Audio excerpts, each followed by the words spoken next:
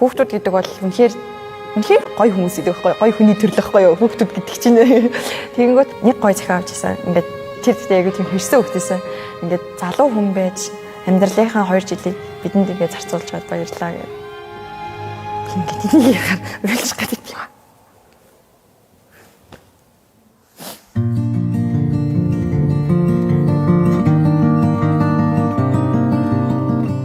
За сайн цаанаа гэрнатор өвгтэн юм татах гэдэг. За би болохоор Монгол Улсын их сургуулийн нийгмийн ажлын мэргэжлийг 2022 онд төгссөн. За тэгээд одоо энэ Дорн аймгийн Баян улс намын ерөнхий боловсролын сургууль түүхний ухааны багшаар ажилладаг. Миний анхны ажил байгаа.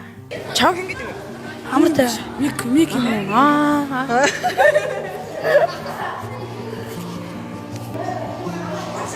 Нөгөө багш нь гарааг байгаа юм. Яг сургуулаа төгсөж явах үедээ буюу одоо манай хөтөлбөрийн мэдээлэл бол би нэг 3 сард авч ирсэн. 1-р шатндаа тэнцээд 2-р шатндаа яг тэнцэнэ мэдээлэл зав юу нь хон зөв юм байна. Би яг зөв газар ирсэн юм байна. Яагаад тэгэхээр тулгамдаад байгаа асуудлын тэгшүртэмжтэй боловсрал гэдэг зүйлийг хүргэх нь бол чухал. Би ингээ 10 жилдээ өөрөө бас яг энэ нөхцөл байдлаас яг юм ялгаатай байдлыг мэдэрч ирсэн учраас ингээд за би ер нь бол өөрийнхөө хувь нэмрийг оруулаад явах зөв юм байна гэсэн ч залуу хүний хувьд яагаад ингээ өөрийгөө сориод үзэж болохгүй гэж шийдсэн байгаа. Сайн мэцхан хүүхдүүд ээ. Сайн байна уу? За сууцгаая. Орон нутагт хүн багшлах гэдэг нь ер нь ажиллаж үзэх нь зөв гэж харж байгаа. Яагаад тэгэхээр нэг талаасаа энд маш тийм сонирхолтой орон зай байдаг. Анх болохоор би 7 дугаар ангид одоогийн 8 тийм 7 дугаар ангид орж исэн. Тэгэнгүүт ингээ бүгд энэ юу ороод ирэх гэж байгаа юм шиг тийм үзгээр хараад Анх хараад ер нь мэдхгүй багшаасан болохоор аягүй сандарсан. Анх бол хүмүүс өөр анх тэгэл крашлаа л үзсэн шүү дээ. Крашлаа л үзсэн. Тийм. Дараагийнхаа Чингисийн хичээл орж ирсэн байхгүй. Одоо ер нь тэр хичээл дээр яаж байгаа. Тэгсэн чинь хүүхдүүд багшаа гэж аягүй сонирхолтой л байж байгаа. Багшаа. Чингисийн үед хэдэн хүн байсан, хэдэн хүн хүнтэй байсан гэж тэгэл асууж байгаа. Тэгсэн чинь би тэрийг мэдэхгүй. Тэгэхдээ ингээ бодж уучаасна. Нөгөө бид нарыг мобист базруу нэгч хийжсэн байхгүй ингээ хүүхдүүдтэй ингээ хариулдаг байх шүү гараа гэл тэнгуут нь ингээл за хариулахгүй гэж болохгүй мэдэхгүй гэж хэлж болохгүй. Тэгэхээр ингээ бодчихсан. Их олоол амьдарч байсан гэх. Их олоол амьдарч байсан гэсэн чинь хүүхдүүд амар хөрх. Олоол амьдарч байсан гинэ. Хүүхдүүд тийм хөөрхөн байхгүй юу? За тэгвэл өгөөдөө гэдэг ямар нэг утгатай нэртэй гэж. Өгөөдөө гэдэг чинь өөдөө авирах буюу өөдөө тэмүүлэх гэсэн утгатай нэр гэж чинь тийм ээ. Хамгийн гол нь өнөөдөр тэр хүүхэд энэ мэдээлэлээр нэг юм түлхүүр нэг 3-4 ойлголтыг л мэдээд гарсан байхад болохгүй. Тэрэн дээр нь тулгуурладаг. Тэгээд мөн бас нэг сурагчдын нэг юм сонирхол гэж зөвлөө шүү дээ тий. Жишээлх юм бол одоо миний хувьд өнгөрсөн жил бол Mobile Legends гэдэг тоглоомын цолоор тоглодог гэсэн. Ингээ 2 даалгавар хийгээд нэг цол аваад тэгээ 16 хоногийн дараа хүүхдүүдийн хичээл хийх, даалгавар хийх төхөнийг нэмэгддэг. 2 гэрийн даалгавар хийвэл нэг цол үнэ.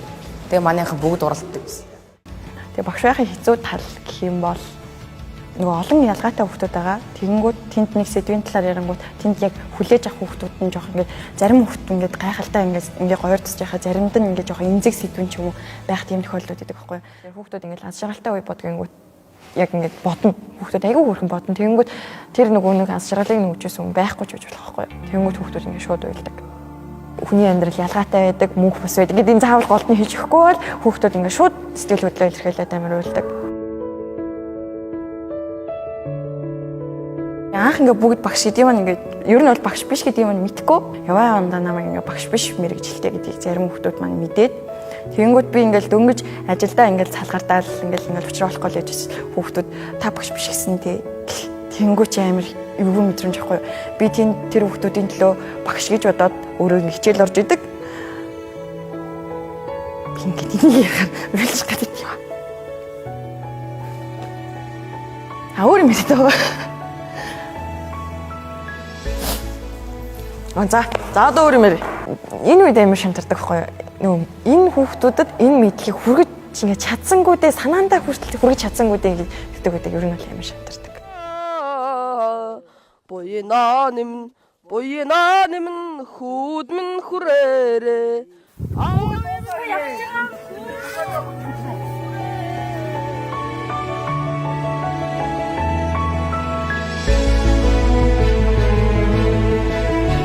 Хүмүүсийн амьдралын гол зорилго нь бол өөрийгөө олох гэдэг шүү дээ. Би яг юу чаддгүй, юу мэддгүй, юу яг ингээд яадгүй. Өөрийгөө олох гэдэг зүйлд бол яхаа аргагүй одоо манай энэ хөтөлбөр шиг энэ хөтөлбөр бол үнэхээр том төхөн болдог.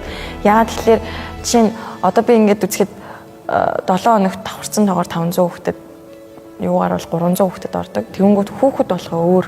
Хүүхэд болгон би ингээ 300 ном уншиж байгаа юм шиг. Тэгэнгүүт тэр хүүхдүүдтэй ингээ харьцаж байгаа би өөрийгөө тэр тундаас олж авч явахгүй.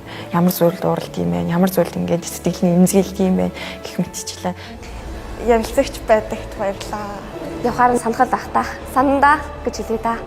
Өөрийгөө олох нээх гэдэг бол том ингээд алхам байд том чухал юм байдаг. Тийм чинь одоо манай хөтөлбөр та бүхэн маань өөрийгөө нээх боломжоор бол дүүрэн шүү. Өөрийгөө юу ч чаддаг, юу мэдгүй ч юм уу яг ямар давуу тал өөртөө байгааг олох боломжтой.